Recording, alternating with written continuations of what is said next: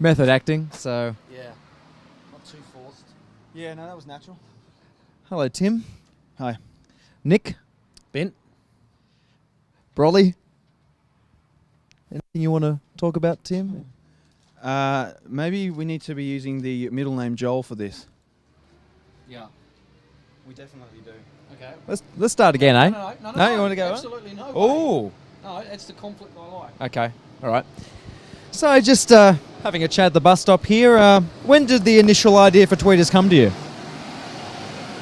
I think I'd always harboured an ambition to do a behind the scenes of a production entity.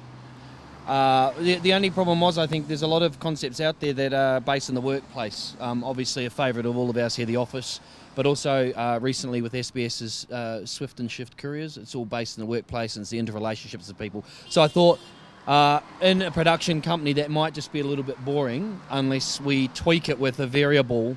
And in fact, remember when we initially sort of bounced these ideas, it wasn't going to be in an adult film business at all. It was just going to be a production company.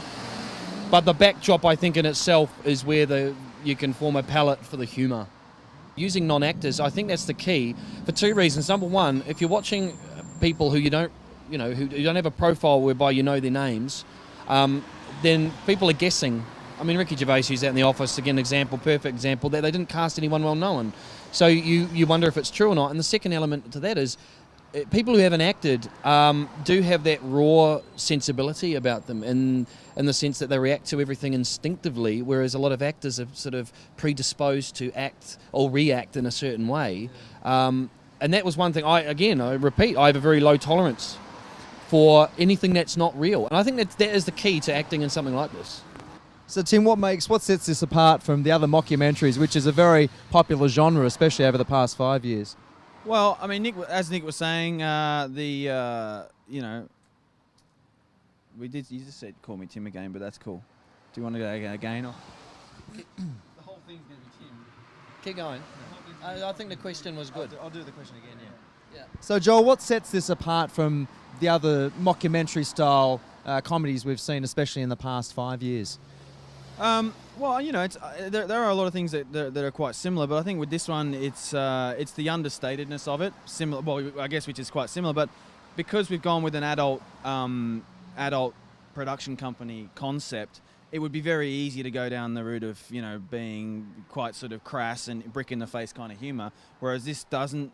It basically doesn't. Beg for laughs. It doesn't. It is what it is, and so it's kind of understated and subtle in a way as well, which I think it works well because, like I say, it would be very easy to make this very obvious and very boring. I think that's the key for this project is that it needs to be raw. And as Nick was saying with the actors, we've seen some amazing performances from people who aren't necessarily good, actors, because we're not asking them to act. We're asking them just to be themselves, and it seems to work.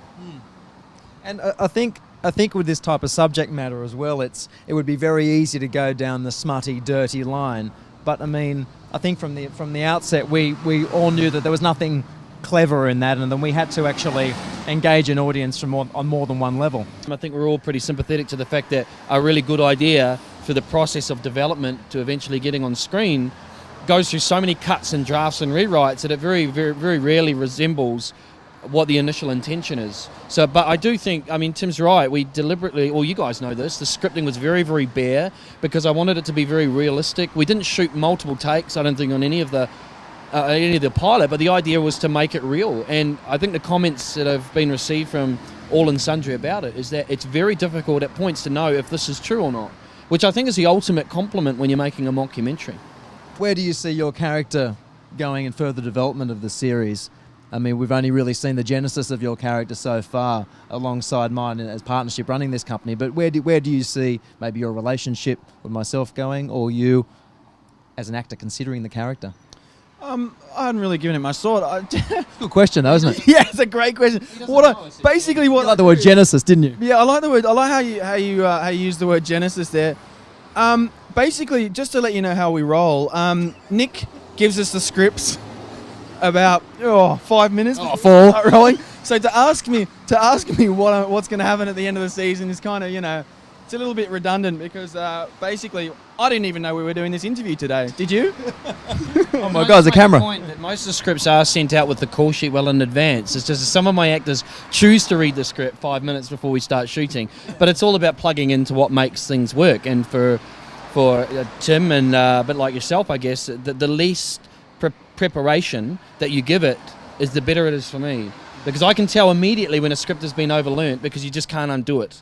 I'm a big fan of improvisation. I mean, Nick and I, when conceptualizing, had kind of, I guess, arguments over to what degree do you script something and to what degree do you just let it flow.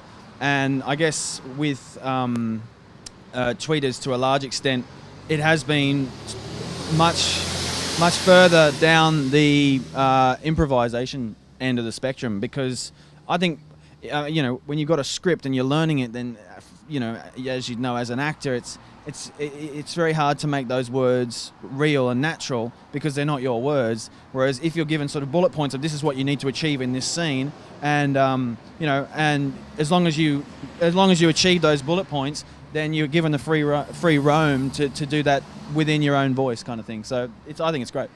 Can you ask me another question with Genesis in it? Yeah. So the first book of the Bible. yeah, Phil Collins, I was thinking. A bit of time to, yeah. How long is this tape? So what about the whole concept that the fact that the adult film world and the production of adult films in Australia is actually illegal? What about it? Well, I mean, do you think that it would actually ever enter the mind of the audience? Whatever happens. Good crap question. I don't think this, What a crap question. this answer is never going to make it anyway because Nick is signaling to the camera guy. So. How long? How long? About that long. Okay. 15. Maybe ask him a question on Australian comedy and where Tweeders, if Tweeders has a place in Australia for this particular.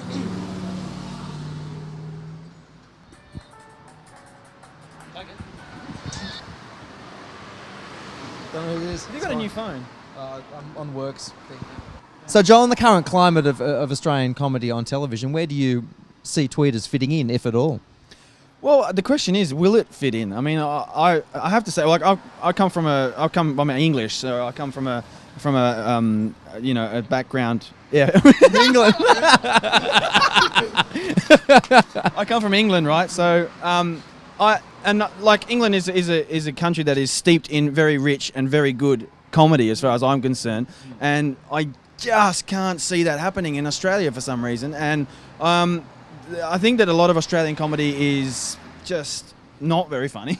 Well, what about the funny ones then? What about those that you do admire over the years, not necessarily now? I think that Summer Heights and stuff like that is really is clever and it's good and it's a good concept. But again, it doesn't go out there, desperately going for the brick in the face laugh, and it is what it is. And if people find it amusing, which they do, comedy doesn't have to be about getting belly laughs all the time. I think it can be just, a sort of when you see stuff that's just makes you sort of smile, that's still comedy as far as I'm concerned. Right now, is this the part where we all get up and like do that Benny Hill thing?